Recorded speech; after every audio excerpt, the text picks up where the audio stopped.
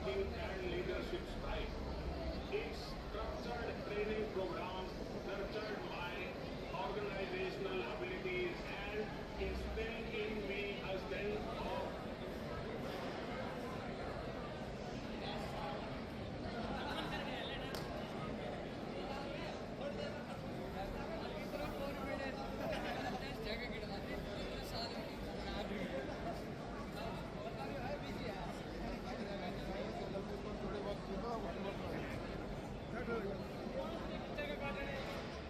हमारा ट्रैक, हमारी थीम जो भारत सरकार से हमें मिली वो थी steering India towards a sustainable future.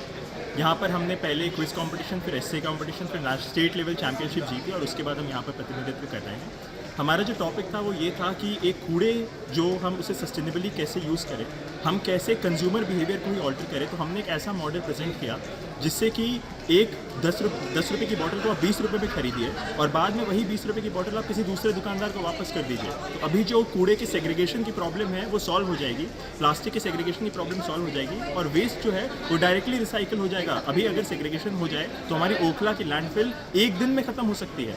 तो इस सेग्रीगेशन को सॉल्व करने की हमने प्रॉब्लम लाई, जो भारत के जो पंचामृत के टारगेट्स हैं 2070 तक, उनको अचीव करने के। मैं मेंटर के तौर पे विकसित भारत के प्रोग्राम में आया हूँ।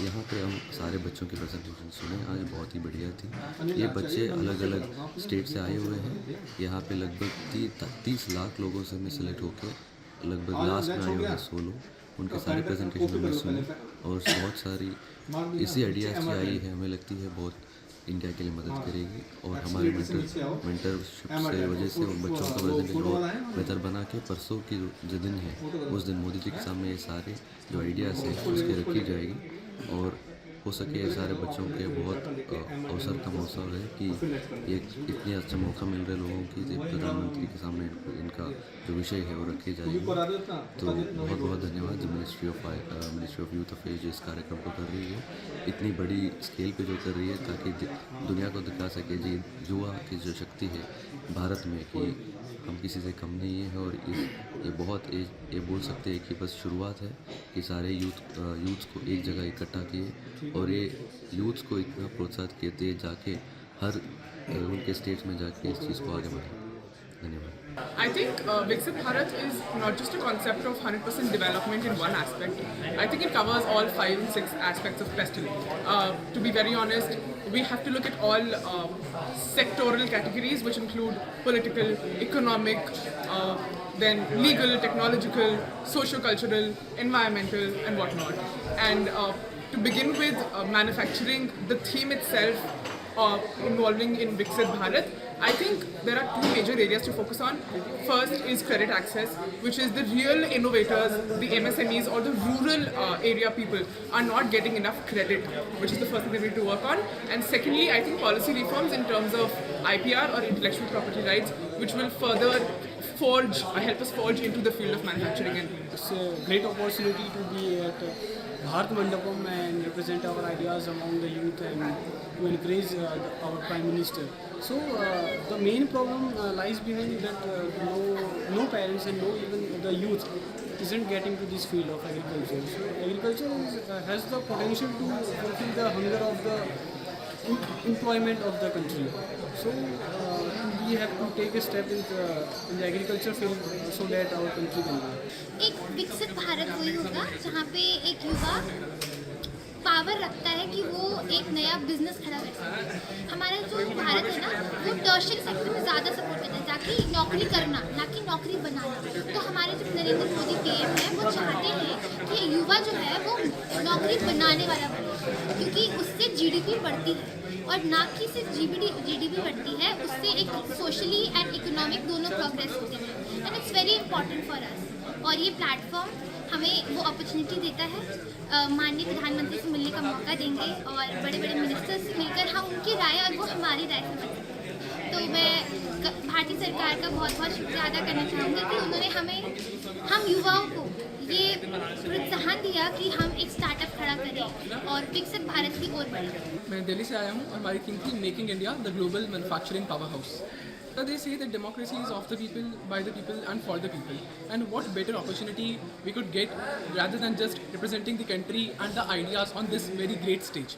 So firstly, manufacturing is a very essential topic for India in this 21st century.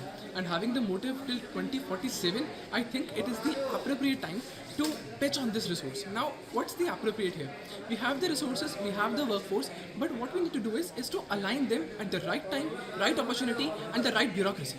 So all these things which will happen at the very right time, this can make a huge difference. But the main thing is we have to take care of the MSMEs firstly. The micro, small and medium enterprises can achieve huge gains if the policies are implemented correctly. And the government is rightly doing so by the policies like Make in India, production linked incentives and many more. So the infrastructure, policies and everything is there. And the workforce like us youngsters are also ready to explore this. So I am deeply grateful for the government to provide us this opportunity to share our opinions and to sit with these bureaucrats who are definitely going to frame these policies by incorporating our ideas. सबसे पहला step तो होगा कि digital divide जो है urban rural states के बीच में वो कंप्लीट करना. तो our solution was to encourage technology innovation hubs which would encourage leaders or professionals and researchers to come to the rural areas and tell the practitioners on how to use the particular app that they've developed and put it to like on ground use. और आप ये देख रहे हैं कि नमो app का stall है और इस विकसित भारत यंग लीडर्स डायलॉग में आप देख सकते हैं कि जो कियोस्क लगा है उसमें प्रधानमंत्री जी के साथ कैसे लोग जुड़ सकते हैं और कैसे विकसित भारत में हिस्सा बन सकते हैं. तो ये यहाँ पर अलग एक QR दिया गया है. इस QR को माध्यम से वो स्कैन करके जो ऐप डाउनलोड है वो ऐप डाउनलोड करके सीधा प्रधानमंत्री जी से जुड़ सकते हैं. ये आप बुक्स भी देख सकते हैं यहाँ पर. माननीय प्रधानमंत्री जी के ऊपर जो बुक्स लिखी हुई है या माननीय प्रधानमंत्री जी ने जो बुक्स लिखी हुई है वो आपको यहाँ पे देखने को मिल जाएगी. वो ऐप में भी एक ऑप्शन है ई-बुक्स का, तो वहाँ से भी लोग पढ़ सकते हैं.